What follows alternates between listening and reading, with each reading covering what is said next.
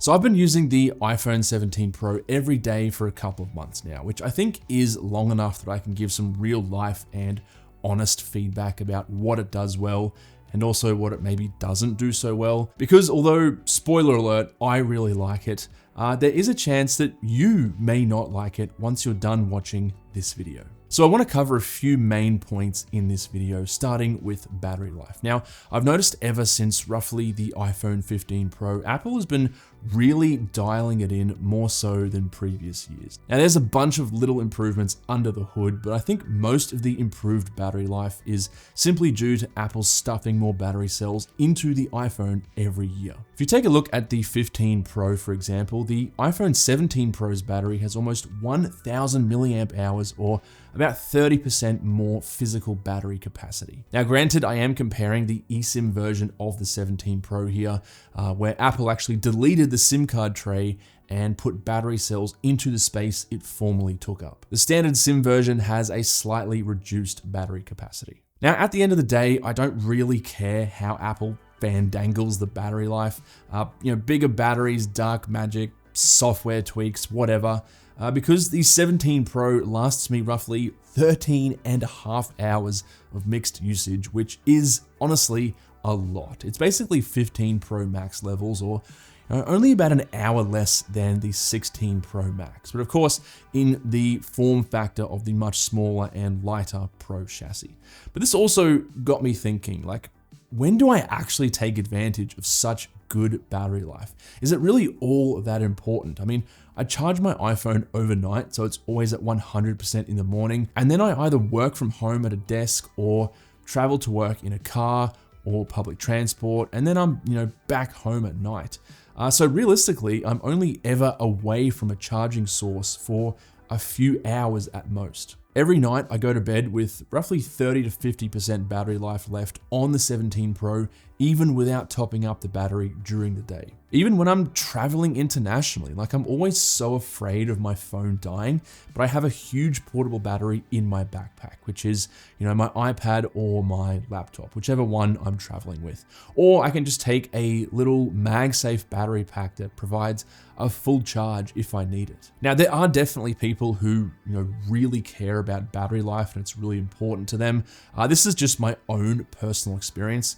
I guess the point that I'm trying to make is, for me personally, I've realized that as long as the battery life is overall decent and it's not quickly draining to 0% too quickly, it just doesn't really seem to impact my day-to-day use 95% of the time. And that's been true ever since about the iPhone 15 Pro. So yeah, look, really good battery life, but I think for many people, we kind of reached the threshold of good enough a couple of years ago already. Now, every single time Apple releases a new iPhone, or any product for that matter, there are always big issues that are awesome for YouTube and journalist clickbait, but almost never have any real substance to them. For the iPhone 17 Pro, it's the Scratchgate issue. So apparently 17 Pros are really easy to scratch or chip, particularly in comparison to previous versions of the iPhone Pro. Now, in theory, there is some truth to this. The 17 Pro's chassis has an anodized aluminum finish. It's actually quite sturdy too.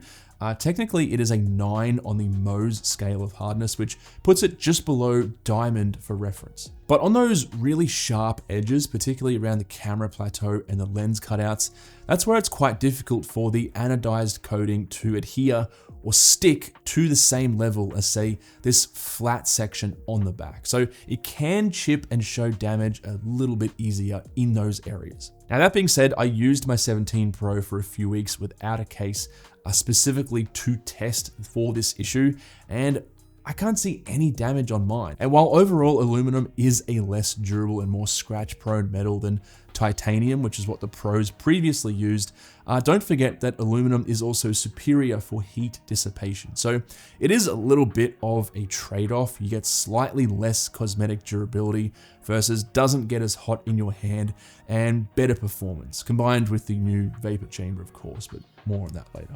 Now, personally, I am not bothered at all because my phone lives 99% of its life in a case anyway. And if it does start showing some wear and tear, so what, right? It's a tool. I use it every day. It doesn't need to be spotless after a few months or years of use. So yeah, Scratchgate didn't really bother me. Now, speaking of tools, if you're ever taking notes or drawing or reading stuff, particularly at school or work, an iPhone probably isn't the best choice. And this is the AINOTE 2, certified by the Guinness World Records as the thinnest e-ink tablet at just 4.2 millimeters thick and 295 grams. Similar to a paper notebook, but way smarter and powered by AI. And big thanks to iFLYTEK for supporting my channel and sponsoring this section of the video. With integrated ChatGPT 5, the AINOTE 2 helps you transcribe, summarize, translate, and organize your ideas instantly. You can jot down notes naturally and it'll convert your handwriting into editable text in seconds. Need to record a lecture or meeting? Well, it transcribes everything in real time, supporting up to 16 languages. Powered by Android 14, it gives you full access to Google Play as well, so you can download your favorite apps and sync across all your devices, and the battery lasts up to 14 days on standby. Whether you're sketching, planning, or journaling, its 10.65-inch e-ink display feels just like paper. And writing and drawing feels crisp and responsive when paired with the 4096 level Wacom stylus. There's also up to 20% off during Black Friday and 10% off during the Christmas season. So check out the AINOTE 2 and upgrade that paper notebook using the link in the description. Okay, so moving on to performance now. On paper, there is a noticeable improvement between each iPhone Pro generation, particularly when doing those more demanding tasks involving the GPU like gaming. But when actually doing some gaming, the difference wasn't super noticeable. Often I had trouble telling the three apart, even comparing the standard 17 to the 17 Pro. Maybe I just wasn't playing games that were demanding enough. I don't know, I don't really do too much hardcore gaming on my phone. However, the secret weapon of the 17 Pro is of course its new vapor chamber cooling system. Now it's essentially an airtight chamber filled with a small amount of deionized water. And when the A19 Pro chip heats up, like when playing a game for example, the thermal energy is transferred into the water, turning it into vapor, which is then able to move around the vapor chamber and distribute the heat over a much larger surface area. Now, this does seem to have a positive impact on the sustained performance of the A19 Pro chip inside the 17 Pro, but the biggest difference for me was that it seemed to make the 17 Pro more comfortable to hold in my hand during those intensive tasks. Sometimes I'll edit some basic videos on CapCut or play some games when I'm waiting for something, and previous iPhones can get quite warm in those situations. And in my big, sweaty, greasy hands, it does get a little bit uncomfortable. Now on the 17 Pro, that heat is more spread out and the chassis is just kind of overall a few degrees cooler. The iPhone just feels nicer to hold, I suppose. So yeah, if you have big, sweaty, swamp fingers like me, the 17 Pro is like applying antiperspirant to your fingers. Now, in terms of the camera, I did cover this in my iPhone 15 versus 16 versus 17 Pro comparison video, and I will link that video down below if you're interested. But there were only really two main differences on the 17 Pro that I am actually using day to day. Firstly, that new square shaped sensor and the fact that I can now switch to a horizontal aspect ratio.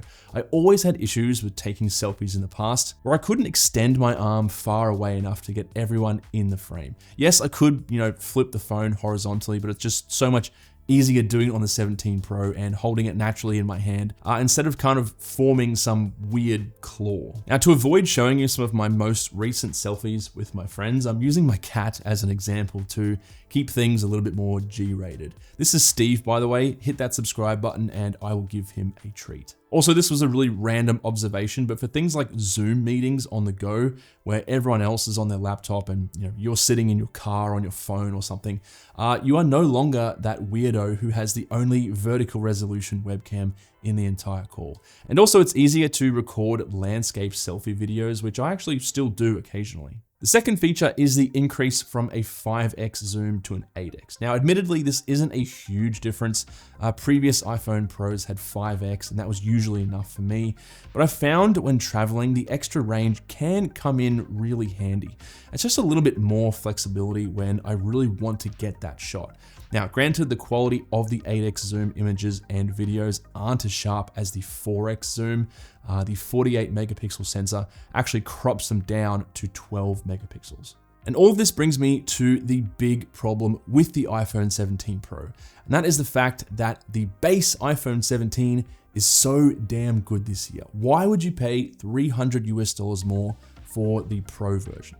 Now, I've been using both phones for a while now and comparing them against each other, but some key highlights are the 17 now has the exact same 120Hz ProMotion screen, the same 256GB SSD, performance is very similar, battery life is less, but still very good. And the camera system is still superior on the Pro, but only if you take advantage of the telephoto lens, which is the only main difference in the camera systems, and the additional video features of the Pro, like ProRes or Apple Log. But is that worth $300?